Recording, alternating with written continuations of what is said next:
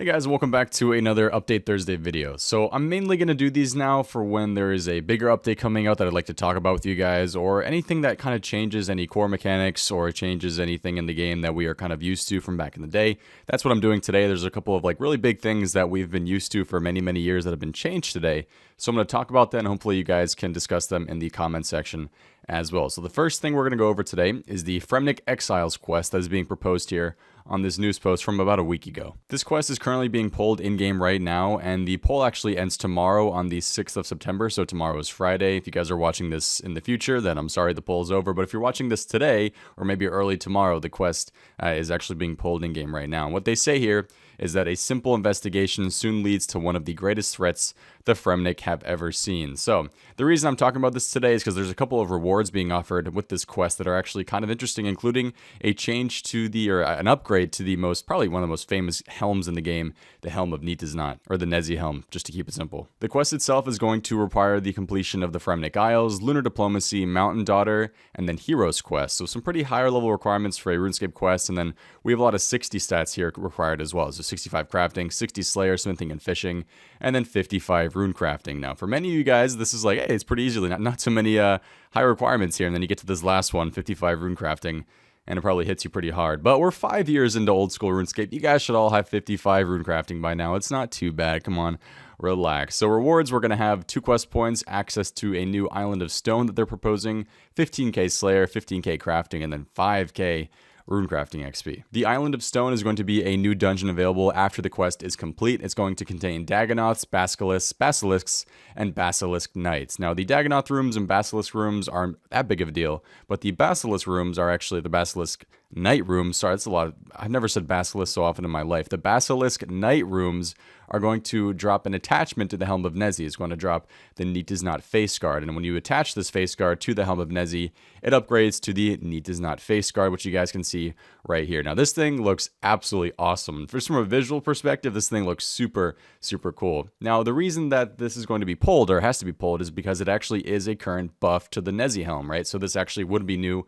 best in slot for many things. And as you can see from the bonuses here, I have the wiki page up, so I'll just move this right, and let me fix this. So here is the current Helm of Nezi. We have the defense bonuses, and then we have a +3 melee strength, and then a +3 per bonus. And if we head back to the stats here that are being proposed on the update page, we have a +6 strength bonus, so +3 melee strength, and then the prayer stays the same. However, the defense bonuses are all about 4 to 5 higher than the Helm of Nezi. So this would just be a straight up upgrade over the Helm of Nezi. So my question for you guys is, do you think this should be coming into the game? If you haven't voted on the poll, if you guys already voted on the poll, what did you guys vote, and what do you think is going to be good or bad about the quest? I mean, to be honest, the upgrades over the Helm of Nezi for the Faceguard don't look that crazy, right? +3 melee strength, per stays the same, and then some upgrades to defense, but it's really not that massive of an upgrade in my opinion. So it looks like a pretty harmless master quest. If it has a good story, I'm all for it. But again, I'm always up to hear what you guys have to say. Now we have today's update, which is PvP balancing, last man standing, and elf graphics changes. So the first one is the change to the Granite Maul, and all of this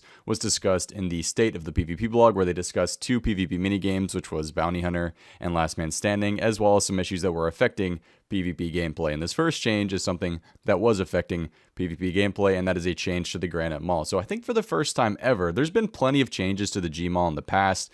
Back when it was first in the game, it was completely broken. They changed some things about it, so I think it didn't spec as fast or something along those lines, but that was changed, but now it's being changed again. And what's happening is the special attack of the Granite Maul, the attack energy cost has been increased from 50% to 60%. If you guys know about the G-Maul, one of the pretty much most common things to do was just spam click the special attack, and it would knock out 2 quick special attacks in a row, and would be a super high KO up, and especially for lower level pures or just lower level accounts that didn't have very high HP. So now you can only do 1 special attack at a time, and you have to hope that it hits very highly. Now, the thing is, they're not completely making it useless, right? They say right here that to prevent the Granite Maul and many accounts built specifically around it from becoming unviable, they'd like to keep the high KO potential available, but at a higher cost, so you're increasing your risk. So there is a new item upgrade, the Granite Maul handle, that has been added to the BH shop for 1.2 million points, or 1,250,000 points.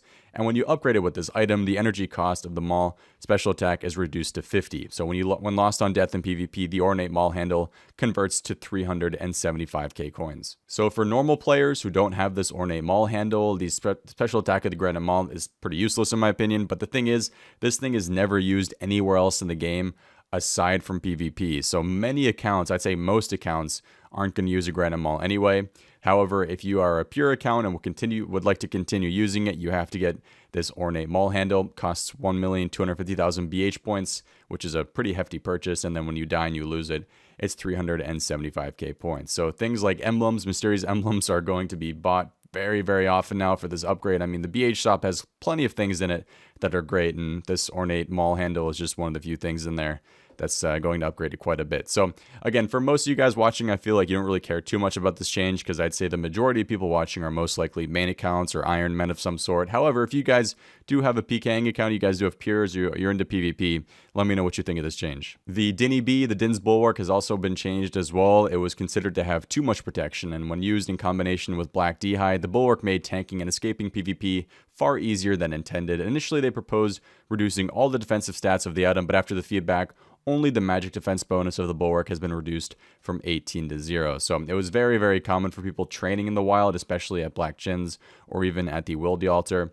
They would bring this item with them and they could easily out-tank any PKer. Now the magic defense bonus of the Bulwark has been reduced from 18 to 0, so tanking things like barrages is not going to be as common. Another big change to an older mechanic or just an older spell is that Bind, Snare, and Entangle have all been changed. So the biggest issue, this has always been an issue in the game, is that the normal spellbook is just very, very weak, and it's almost always worth it to be on Ancients for the 20-second barrage. The thing is, if you guys ever used Entangle, first of all, Entangle, Snare, and Bind don't do any damage when you guys use it on somebody, and if somebody's praying Protect from magic, it halves how long it takes to pretty much get untangled from the spell. The only nice thing is that you can use teleblock on the same spellbook, so constantly having Entangle and teleblock is kind of nice on the same spellbook. But what they've actually done today is that they thought it would be beneficial to improve Bind, Snare, and Entangle spells by removing the duration limiting effect of Protect from magic. So if you guys are using Tangle on somebody, it usually takes them 14.4 seconds to get untangled and try to run away. However,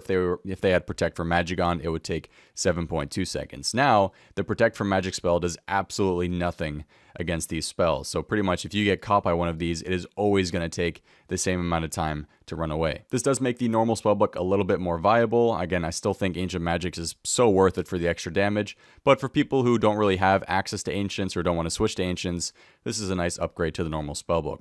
The cool thing is actually free-to-play is going to have Snare. Entangle is not going to do free-to-play because it remains probably a bit too overpowered in free-to-play, but Snare is now available for all. The Last Man Standing update's been in the game for about a week now, and it's actually gone over very well. A couple issues with botting and people pretty much just boosting points, but that always happens when something like this comes out. If you guys are interested in the LMS changes, they're all on this section right here. Following the release of Song of the Elves, there was quite a bit of controversy over the new updated models for elves. People thought they were way too kind of like HD for the game. They looked a little bit out of place out there. So things have changed. The elf chat heads have been adjusted to match the most popular style from the poll blog, and the main changes are the shape, making them more like existing NPC chat heads and repositioning them in the chat box. The Iorwerth elves have also been changed. The skin color of the Iorwerth elves is no longer purple and matches the other elves, and then Lord Iorwerth's model has been changed to the most popular option from the recent poll, and the purple parts of Iorwerth elf clothing have also been made blue to match the style of Lord Iorwerth's model, which thank you. I think the whole graphical change to them wasn't a bad thing. I just think it was a little bit out of place. Another thing that they're revisiting is the Dragonstone Armor. Now, I know I shouldn't be laughing about this, but this just looks so bad.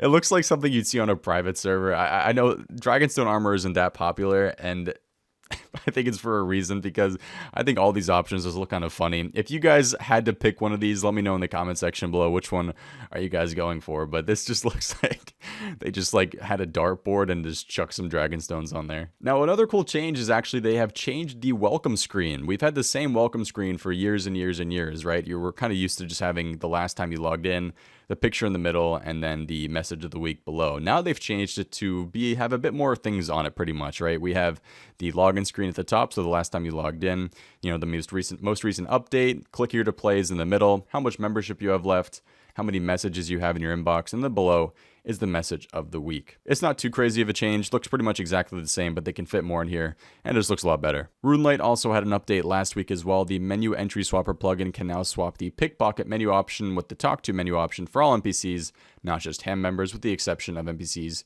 who can be blackjacked. A couple of smaller changes here as well, but that was it mainly for the updates today. I just want to talk to you guys about the Fremennik Exiles quest, and then of course some changes to some, older pieces of content that actually were changed today, like the Granite Maul and Dinhs Bulwark, Snare, Entangle, bind, all of that stuff. But if you guys are looking for any other updates for RuneScape and want to see what's changed in the game, make sure you guys check out the oldschoolrunescape.com website, and it's going to be all here for you. There's actually a changes to European online purchases here too, so if you guys are from Europe and want to read about this, well, some changes are happening. Anyways, guys, thank you all for watching the video today. A new video out, I think, this weekend as well. Thank you guys all for watching. Hope to see you next time. Have a good one, and peace. And don't forget to leave me your comments on today's update in the comment section below.